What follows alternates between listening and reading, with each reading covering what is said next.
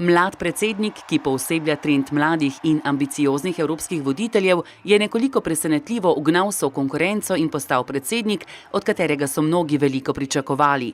Z odločnostjo in karizmo je prepričal volivce na levi in desni, svojo zmago pa preprečil, da bi Francija zavila skrajno desno.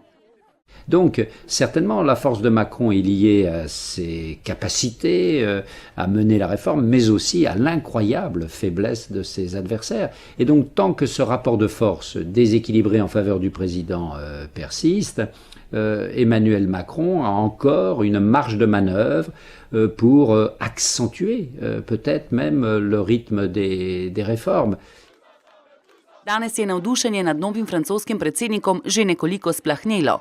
Mnogi so prepričani, da se Macron igra z ognjem, ko z različnimi reformami vznemirja najbolj uporniške skupine, kot so delavci, študenti in upokojenci.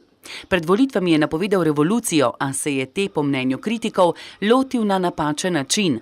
Aktiven je tudi na zunanjepolitičnem parketu, kjer je tkal prijateljstvo z Donaldom Trumpom in skušal politično krizo v Nemčiji izkoristiti za to, da bi Francijo postavil na čelo Evropske unije. En revanche, ce qui est plus difficile pour lui, c'est de relancer véritablement la dynamique de la construction européenne. On le voit, on est à quelques mois maintenant des élections européennes. Tous les sondages dans tous les pays européens montrent qu'il y a une montée des forces eurosceptiques, europhobes, nationalistes. Et il s'agit pour le président français d'être celui qui va endiguer, au-delà de la France, ce mouvement de la montée du nationalisme et parfois même de la xénophobie. S poroko svojo učiteljico je dokazal, da se ne ozira na to, kaj si o njem mislijo drugi. Toda o uspehu politikov v demokracijah sodijo volivci in mnenja teh so o Macronu zelo deljena. Que le gouvernement est un gouvernement quand même très fermé. Les décisions sont prises par le gouvernement. Voilà.